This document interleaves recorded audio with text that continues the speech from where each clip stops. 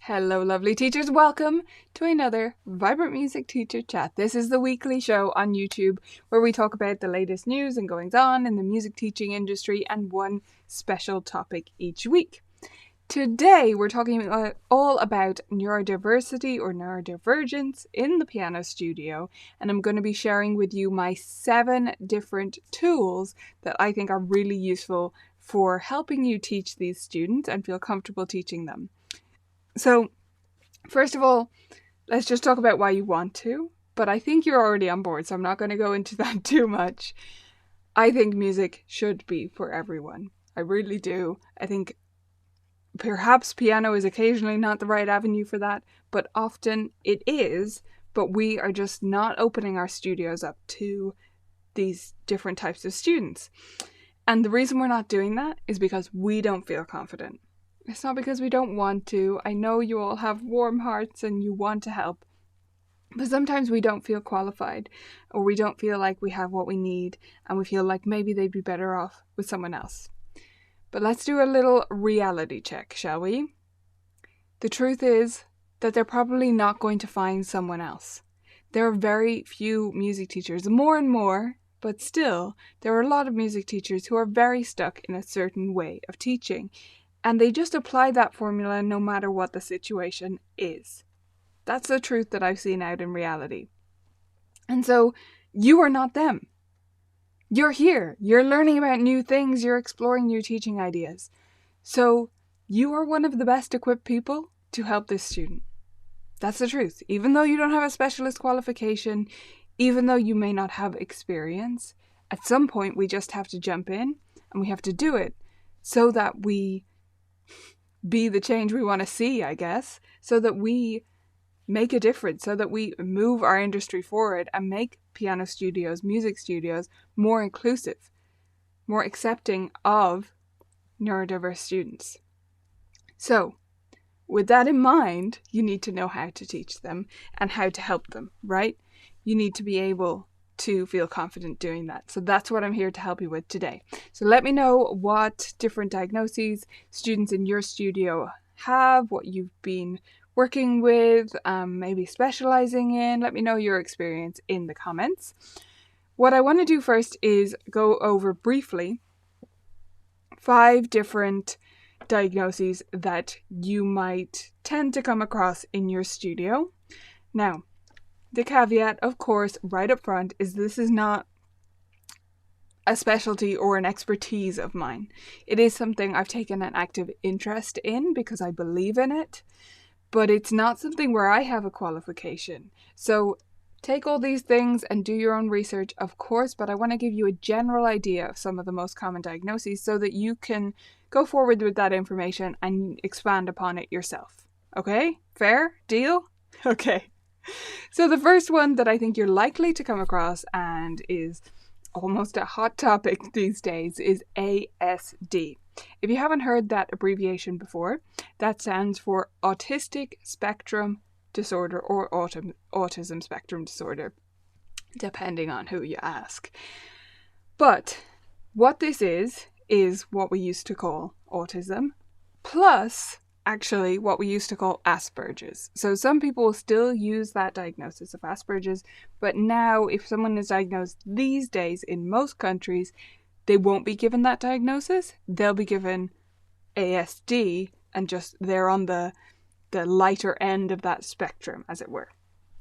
So ASD is autistic spectrum disorder, and people with autism will tend to, but not always, all of these things are variable, but they'll tend to be less comfortable with social cues. So they find it difficult to pick up on things that other kids growing up intuit from their environment. People who have ASD might need to be told these things or taught these things.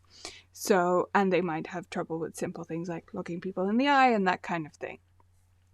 This does not mean that they are antisocial or that they don't like people.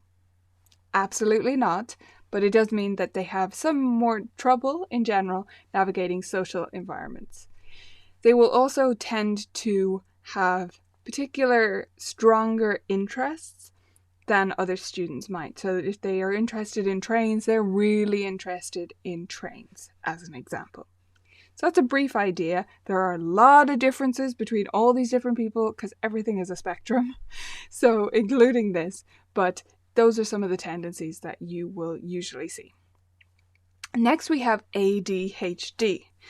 There used to be a separate diagnosis to this called ADD, but it's largely been removed as far as I can tell. So ADHD is attention deficit hyperactivity disorder. So that's the reason sometimes the hyperactivity was left out before, but I haven't seen that lately. I don't think it's a thing anymore to just say ADD. So attention deficit disorder or attention deficit hyperactivity disorder is kids who have trouble, or adults, who have trouble focusing on the thing they want to focus on. I have a couple of friends who have been diagnosed as adults with ADHD, and it makes a whole lot of sense now. So these are not people who don't get anything done or procrastinate. It just means sometimes they can have trouble staying on task. It also means sometimes they can get too focused on one task, and task switching can be really, really challenging. The next one is dyslexia. This is the one probably more of us within education have heard about for longer, right? It's been doing the rounds for a while now. So what is dyslexia? In general, it is a trouble with reading. That's the most common form of dyslexia, is that it's a trouble with reading. Sometimes people with dyslexia will describe it as the words are moving around or the letters are changing order, but not always. I feel like that's become a bit of a shortcut for us to understand it. And in some cases, people with dyslexia will describe it that way. In many cases, they won't. So some students with dyslexia will have more wide-ranging dyslexia, and sometimes it is quite specific. So I've had friends with spelling dyslexia who really have no trouble with reading whatsoever. They just cannot retain spellings whatsoever. And I've had more rare forms of dyslexia some of my friends have. So it really does vary a huge amount. But these students may have more trouble with music reading. Don't assume they will, though. That's my tip to you, because I've had quite a few students who have quite severe dyslexia, as in the school has decided that they should use reading aids and they should use a keyboard instead of learning to handwrite, because it's just about prioritizing where they spend, where they invest their studies. And yet they have come to me and had no more trouble than any other of my students with music reading. So don't assume, because it's a very different system to standard reading, isn't it? It's much more of a graphical representation, whereas letters are kind of more abstract, so it's quite different. Okay, that's dyslexia. Next one I've written down of my 5, and there are so many more, of course, but just giving us an idea. Next one is dyspraxia. So dyspraxia, my layman's way of explaining that, is that it's trouble with coordination. Okay, so more challenge than most people with learning to coordinate your hands, your body in different ways, and navigate environments. Spatial awareness may be involved in that as well. And lastly on my list is Down syndrome. Now this is more common in my part of the world than other parts for reasons that I won't go into because it'll get political, but Down syndrome is more common in Ireland, so maybe you won't often have students with Down syndrome, but I have had several over the years in my studio, and these students will have more trouble with coordination. They often have more trouble with oral things, I've found, so listening and ear things, but do great with colour. So that's one of the tools we're going to look at later, but if you have a student with Down syndrome, that might be a path that you want to go down. Okay, so any questions about those? I'll do my best to answer them, and if I don't know, I will say I don't know, because that's one of my core beliefs. But I do know a fair bit because of taking an active interest in this and sort of being involved in the world of special needs growing up, as that's the area my mum is in. So, 7 different tools. First of all, let's think about why we want this to be tools in a toolkit. We've been very deliberate about that, rather than saying, this is the method you should use for this student, this type of student. Okay, so I prefer the idea of a flexible teaching toolkit that honestly is for all your students. But there are 7 of those teaching tools that I think tend to be used more liberally, more in lessons with neurodivergent students. So those 7 are the tools that I think you should draw from. I'm going to suggest which ones I think are more useful more often for different diagnoses. But that doesn't mean you can't use them for other students. So it just means you keep in mind, which one of these should I go to first for this student with this diagnosis? And then you go down the list and you try everything if things aren't working out or things aren't gelling in the right way or you just want some variety. Okay? So that's why I think about it as a toolkit. You know, you try the hammer, it's not working, you take out the screwdriver. Okay? But nothing is that violent. Okay. Tool number 1 is the one I've already mentioned, which is color. One of my favorite things in the world, of course. There are lots of different ways you can use color with students. So simple ways that I use color with almost all my students is to have them color intervals in their music. So I call it connecting the dots because I think that gives students a good visual. What they're doing here is getting a colored pencil for each type of interval. So a second is blue and a third is green, and they just connect the note heads or circle around them if it's harmonic to highlight the different shapes and help them to point those out. And almost more than anything, help you to see where they're not seeing the difference. So when notes go onto ledger lines, do they get totally confused? Okay, now you need to take that and you can do a game that focuses on ledger lines and making sense of them, or on landmark notes and that kind of thing, right? Carrie, yes, absolutely. So color is often fantastic for students with dyslexia. As I already mentioned, it's often really good for students with Down syndrome. In fact, I would say it's my absolute number 1 tool for students with Down syndrome. It really makes an enormous difference. And if you're a Vibrant Music Teaching member and you have a student who really struggles with reading, but you still want to give them, there's no issue with a student just not reading, but if you want an extra tool that might help them to read, in our mini musicians program, we have star songs. Let me see if there's one right here.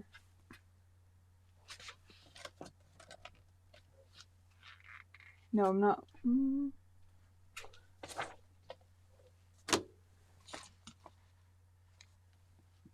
No, sorry, it's not on hand. I thought I could grab one, but it's behind lots of things.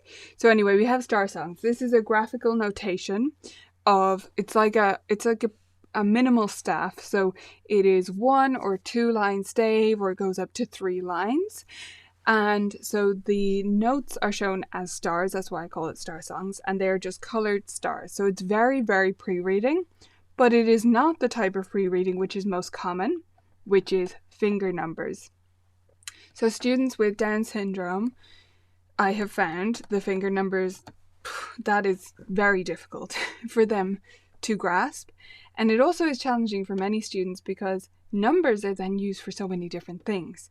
And you might need them for rhythm or for counting the numbers of notes. And then you get into a muddle if these things are not clear. So I really love star songs actually for my students with Down syndrome as well. And then the pathway to reading from there, they have these colored stars that they're following, and they get used to doing that, and then they start trying to play with 2 hands using the same system and playing with different note lengths within that.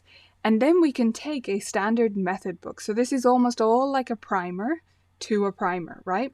And then we can take a more standard method book and they can color in the notes themselves. And that way we've given them a pathway to break down standard notation if and when we want to go there with them. In the meantime, they're just learning to play music and they love working this way.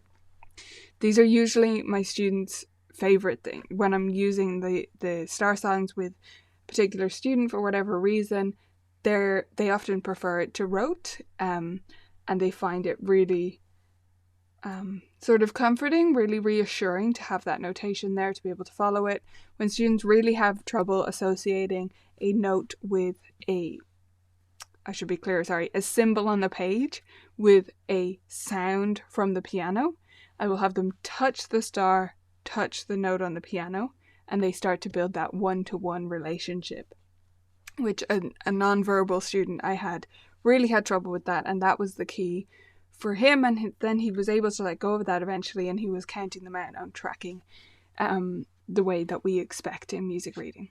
So that's some of the uses of colour. There's so much more you can do with it. You can use it to highlight different things, to match things up, but it sort of instantly makes sense to many students who find standard notation to be just very overwhelming and very illogical or unintuitive. So that is colour. Tool number 2 is simplicity. So this is almost going the opposite direction. Some students will do better with the most simple reading material that you can give them. Simple meaning design, lack of colour, and lack of clutter on the page. So this is where I often really like Piano Pronto as a piano method for this, because Jennifer designed that in a way where it doesn't have drawings all over the page, distracting things, there's no colour, and it's basically just pieces, songs in most cases. And then yes, there is other information, but the page with the piece on it just has the piece on it, and that can be invaluable for a student, particularly for students with ADHD or ASD. That's when this would be my number one go-to. And then if this wasn't jiving and things weren't making sense, maybe colour is the route for them, right? So this is all about drawing from what you think might work first and then changing routes as you need to. So that's simplicity.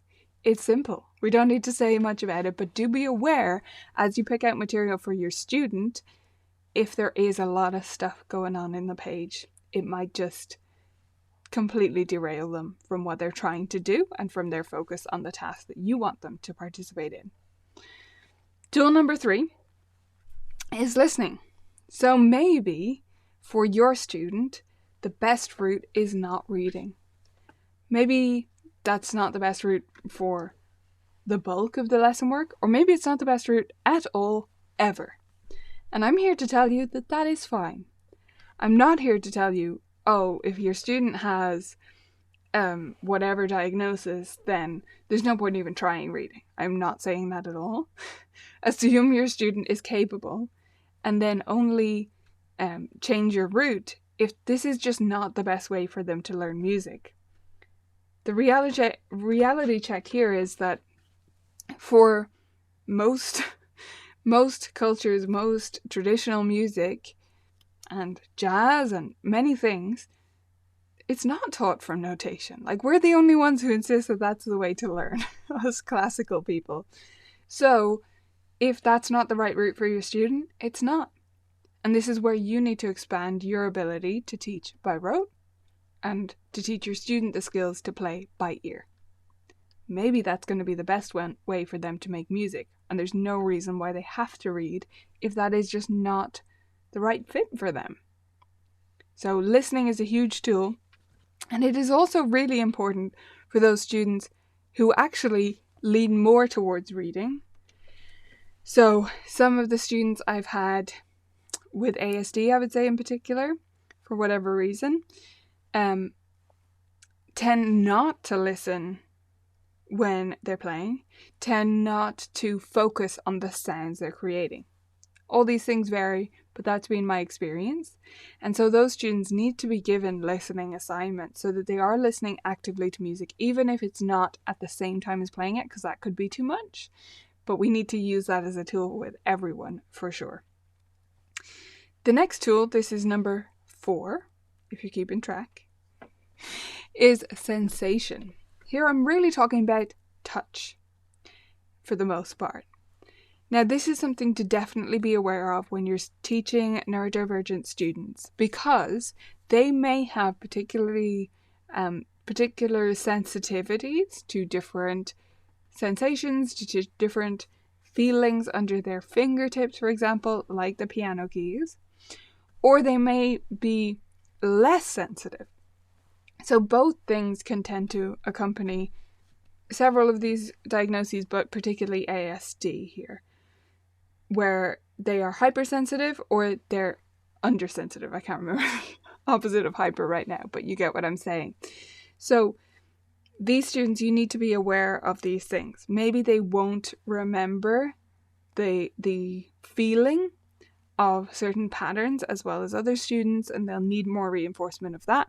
Or maybe this is going to be the best way for them to learn, because they really pick up on the sensations. So things like going for a ride, as we call it, I think that comes from piano safari, that's not my term, but going for a ride is you have your hand and you're playing, and the student puts their hand on top. So it would be their same hand, not their opposite hand, but I'm just showing you. So the student has their hand on top of yours, and they can then feel when you're moving your fingers. They can feel when you're going side to side. Okay, so I know right now maybe you would want to be cautious about that, but you can get them to tap things out on a surface with you before they try it on the piano, and that can give them the feeling.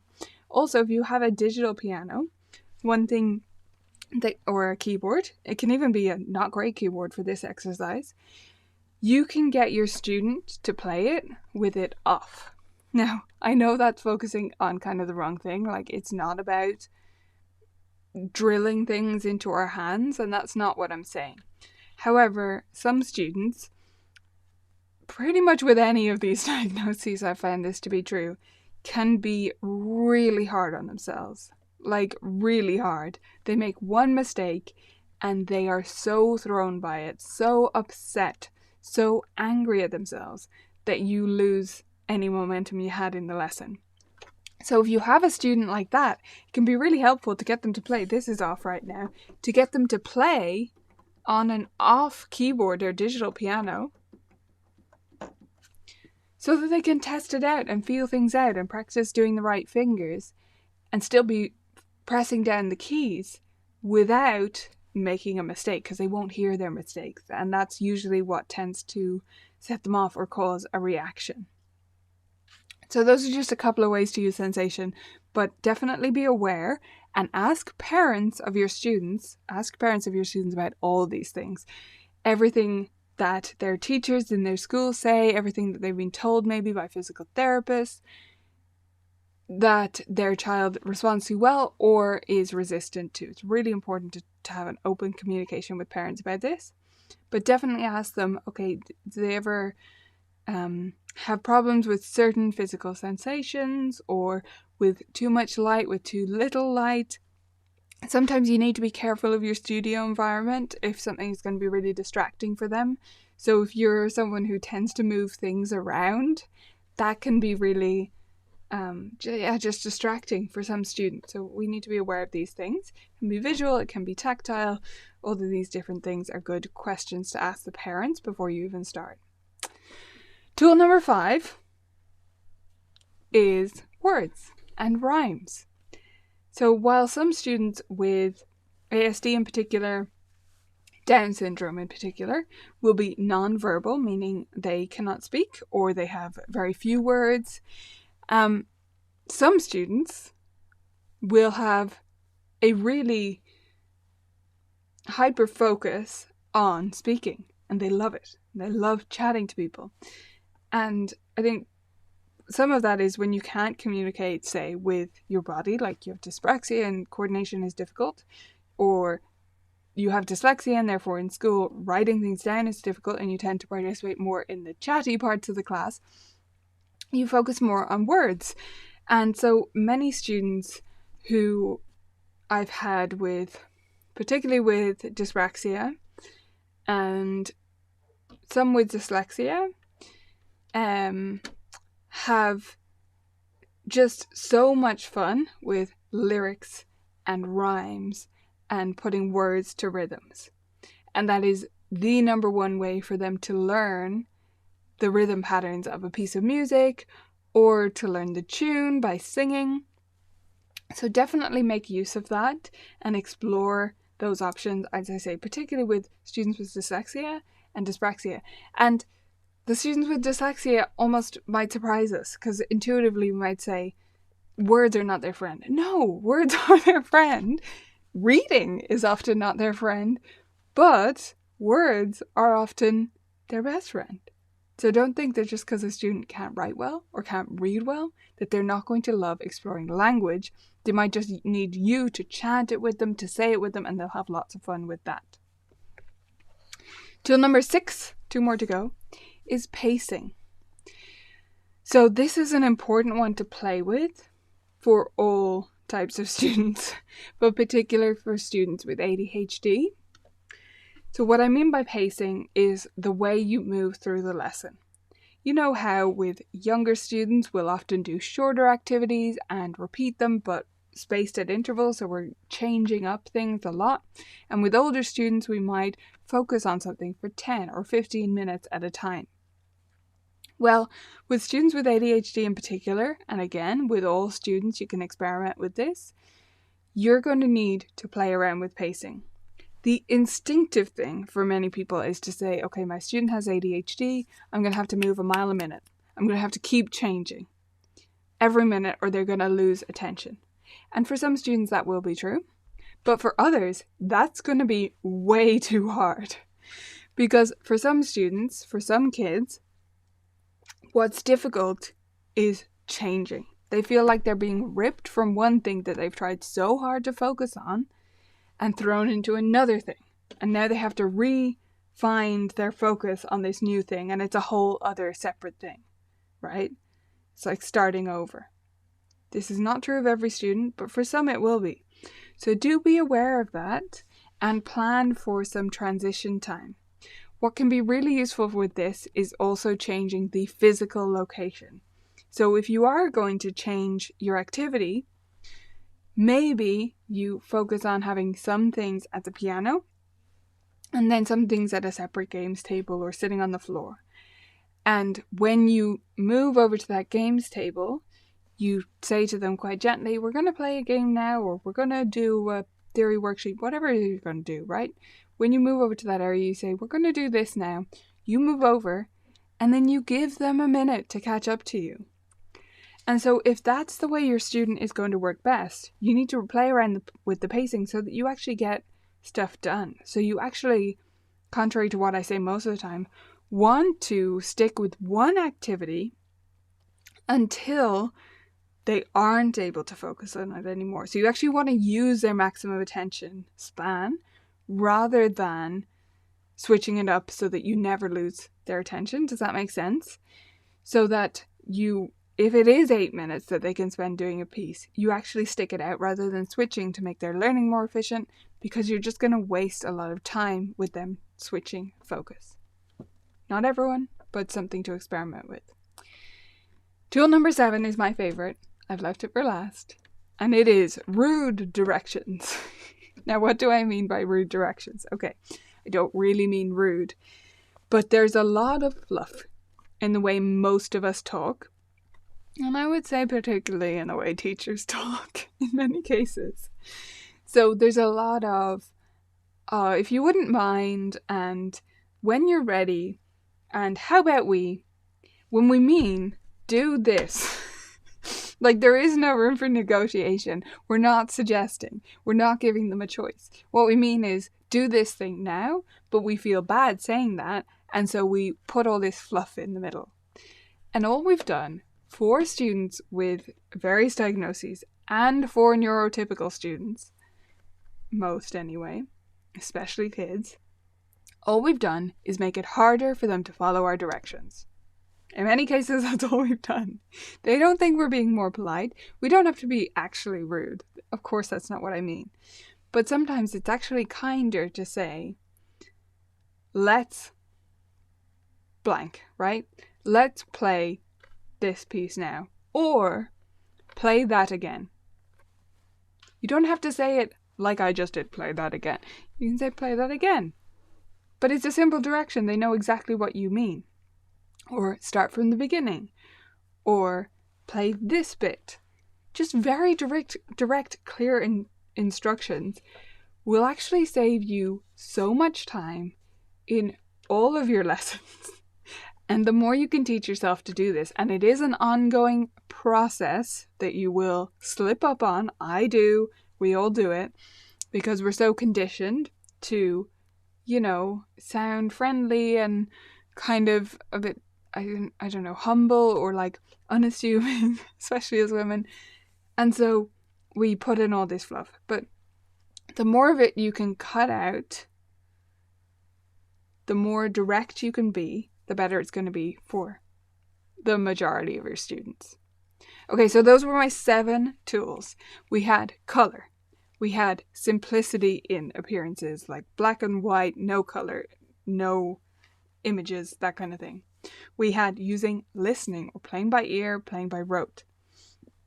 We had sensation, meaning touch, focusing on the light in the room, making sure things are comfortable for your student, and using touch to help them learn in many cases.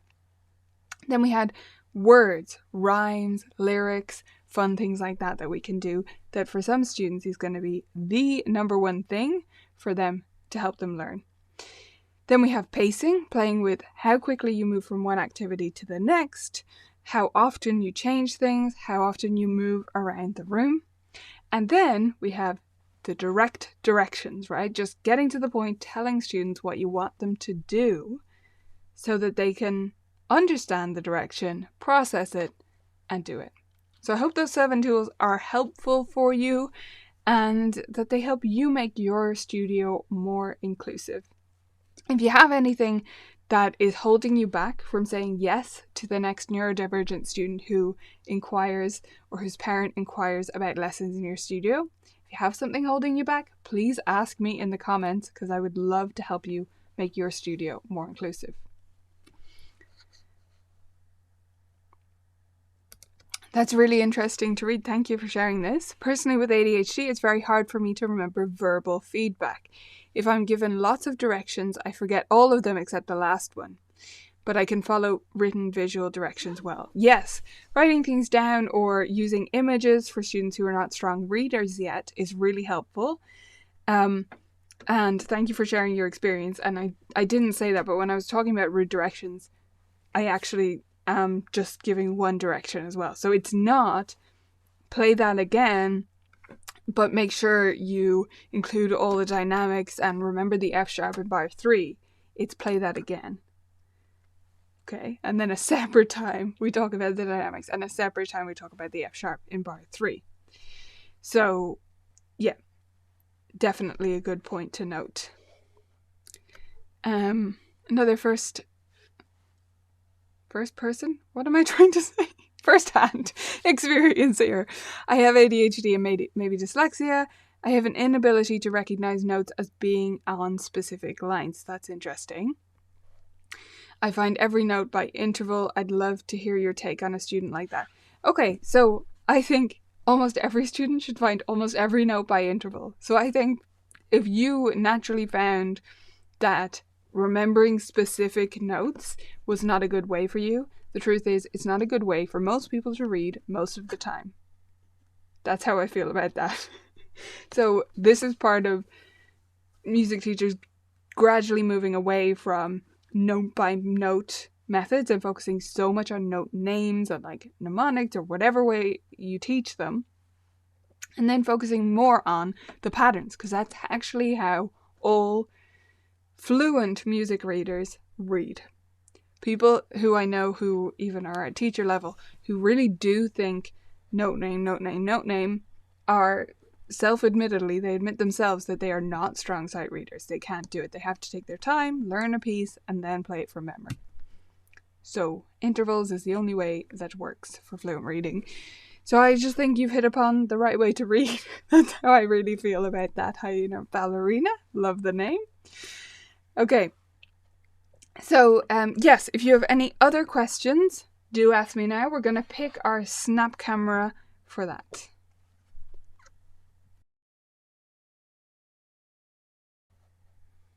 Okay, so which way do you want me to stay? I'm happy to answer any questions and keep chatting, but you need to make a choice as well. So are we going to be, I'm going to call this sheriff. It says country something. Country in the park. Sorry, that's me looking off the side so I can see the text. Country in the park. Yeah. I don't know why it says that. Anyway, this one, or so vote sheriff or vote bee. Do you want me to be a bee? Which one shall we do? Look at this bee's little smile. Oh my gosh, how cute is that? Let me know which one I should stay as and ask any questions you have in the comments.